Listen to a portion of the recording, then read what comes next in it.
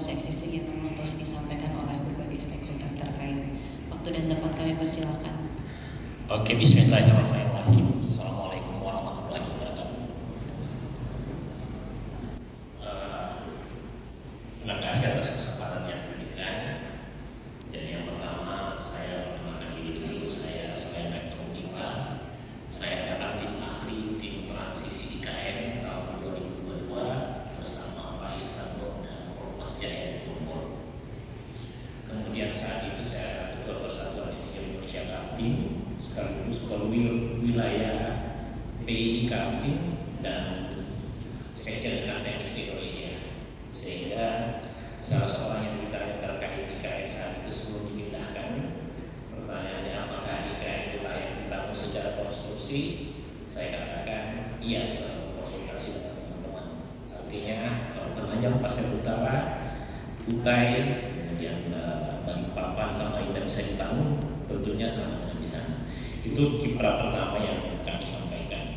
Nah, kami ini diundang dalam kaitan dengan akademisi. Jadi saya singkat saja karena terakhir sekaligus juga menyampaikan kiprah kami sebagai akademisi dalam memperjuangkan IKN ini. Jadi tadi saya sudah singgung selaku Sekjen Teknik Indonesia. 26 Agustus pagi Pak Jokowi pindahkan IKN. 26 Agustus siang saya kemudian dengan Teknik UI, dengan Teknik UGM, dengan Teknik Unhas dan dengan Teknik Indonesia menyatakan dukungan terhadap IKN. Hanya saat itu saya menyampaikan dan kami menyampaikan dengan Teknik Indonesia termasuk Persatuan Indonesia Kaltim bahwa konsep Pak Jokowi terkait green, smart, sustainable mesti dilengkapi dengan apa yang kita istilahkan blue city atau kota maritim atau poros maritim. Itu sekali tambahan dan itu original, belum pernah disampaikan sama sekali oleh siapapun yang oleh Menteri Perhubungan. Kami sudah konsultasi itu di ekonomi ke depan. Jadi saat itu yang kedua kali mengundang mereka semua. Jadi para prinsip yang pertama saya sampaikan sebagai akademisi di Indonesia yang mendukung pertama kali dengan Teknik Indonesia. Kemudian praktisi adalah Persatuan Insinyur Indonesia.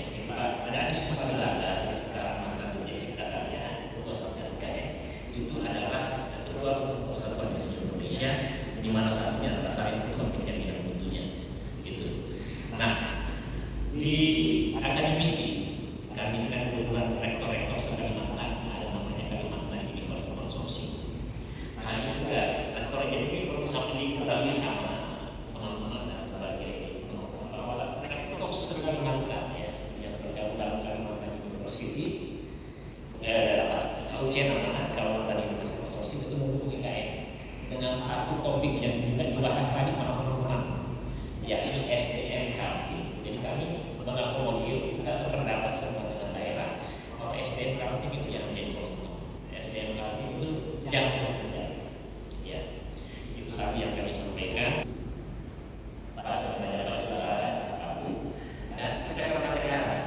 Jadi ini maaf saja konteks saya kalau bicara IKN, kita tidak bicara terkait pasir top, tapi kita bicara pasir dan kutai. Ya, karena kenapa? Sebagian kecamatan kutai, sebagian sepak. Jadi pada kesempatan ini saya mengumpulkan bahwa ketika kita bicara budaya di IKN, maka itu adalah perpaduan pasar dan kutai. Ya, karena kedua ini tidak bisa dipisahkan. Dia satu kesatuan. Ada hubungan emosional dan wilayah juga. Itu salah satu kalau proyek saya pasar dan kutai. Terus saya punya buku dua. Jadi saya punya konsep sebenarnya. Saya ikuti setiap menit dan setiap minggu IKN itu dan pernah. Dan ini ada semua pandangan terkait bagaimana tanah di sana, bagaimana air di sana, bagaimana budaya di sana, bagaimana adat di sana, bagaimana masyarakat di sana. Ini buku pertama dan kedua sudah ada sama Presiden Jokowi, Prabowo, hampir semua menteri, kemudian gubernur, kemudian hampir semua rektor Indonesia. Ini sederhana. Ini akan saya serahkan nanti ke Ombudsman. Karena ini IKN ini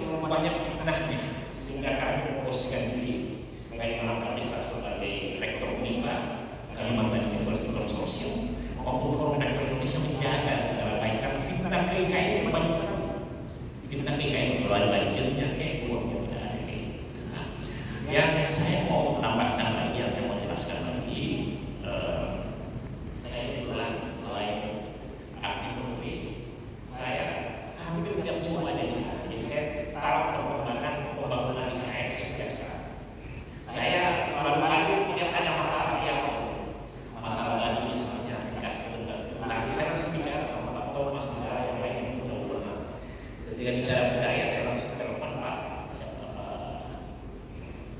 Muhyi, karena kebetulan ini putih otorita IKN itu kalau di Indonesia itu saya tidak yang Pak Presiden Jokowi itu saudara penyantai.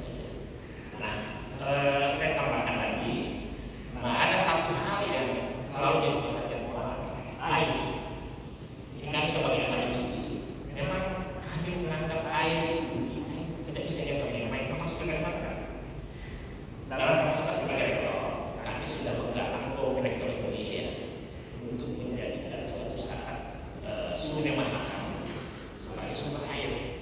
Dan sekarang bagian Kementerian PUPR 2000 lalu saya bersama-sama Ketua Satgas dari Sumatera Utara dan Wakil Menteri ATR membicarakan itu dalam kajian. Hanya karena itu tidak boleh orang Indonesia atau pemerintah kayak pemahaman, tidak boleh. Karena tadi sudah disampaikan sama teman-teman yang tidak kurang dari 540 triliun per tahun negara ini tidak ada kata mahal untuk kami. Dan memang harus seperti itu. Kalau perlu desa tidak terlalu semahal apapun. Karena kita punya tambang air, tambang kemudian kayu kan sudah dikasih ke negara. Jadi tidak ada kata mahal dengan kita. Jadi saya air itu memang kita harus bersinergi semua kabupaten, kota yang ada di Kaltim, punya ombudsman tolong ya bahwa dukunglah mereka karena kita tidak sama dengan Jawa dan Sumatera menggali sedikit air kita memang air pengungkap. Ya kan ini ya terkait dengan yang disampaikan tadi juga. Nah, jadi Pak Negara saya pernah menamakan itu sebelum Pak Jokowi sebelum Nusantara. Pak Negara itu itu apa lagi? Itu singkatan Pasel Putra. Jadi Pasel Putra mana kami menganggap Pasel Putra itu tidak boleh terpisahkan. Negara itu negara kemanusiaan. Jadi negara itu konsep kota-kota. Dua lainnya itu antara. Jadi di kota maritim, kota biru dengan kota darat. Sebenarnya supaya kita tidak terlalu. Kita bahas dengan Menteri BUMN secara langsung. Terakhir waktu upacara 17 Agustus itu kita sudah lakukan demikian. Terakhir yang saya mau sampaikan ke Bapak Ibu sekalian bahwa alhamdulillah kita sama-sama tahu semua di 17 Agustus 2024 itu sejarah pemindahan IKN terulang kembali. Ya. Yang pertama kita bicara di awal tahun 2022 tidak ada satu tempat di Indonesia yang tanah dan airnya disatukan. Kalau kesini kita apa? Kita semua bersyukur di Kalimantan Timur ini IKN ternyata sudah di depan mata. Dan alhamdulillah semua fitnah-fitnah sudah hilang dulu. IKN ini fitnah. Bagaimana membangun IKN katanya duitnya dari mana? Itu akhirnya ternyata terbangun dengan indah. Kalau ada yang teman-teman yang hadir di tanggal 17 Agustus kesehatan tidak terganggu dan pendidikan tidak terganggu sebagaimana biasa ada isu. Dia bilang honornya bagaimana? Padahal kita Kementerian PUPR yang memang bertanggung jawab terhadap infrastruktur. Kan itu bicara infrastruktur tidak bicara terkait honor. Dan itu ada IKN atau tidak IKN tetap berjalan. Dan alhamdulillah juga orang selama ini memfitnah merusak lingkungan. Kalau kita sering ke IKN itu dibagi 3 kawasan. Pertama kawasan ini pusat pemerintahan luasnya 6.600.000 ya yang kemudian sekarang ditempatkan 2 lebih terdiri dari satu kelas B1C. Kemudian kawasan IKN itu sendiri seluas 149.900 hektar. Kemudian terakhir kawasan pengembangan. Nah ini tanya diskusi kita, kenapa di daerah-daerah kita IKN belum dirambah? Karena memang progresnya belum sampai ke sana. Coba saya ini ada tadi tahapan pembangunan IKN. Ya, jadi itu belum nyampe ke sana. Tadi dari Samarinda bertanya terkait 3 kota, kenapa kita belum dibangun? Jadi ini sekedar penyampaian kepada Ibu sekalian.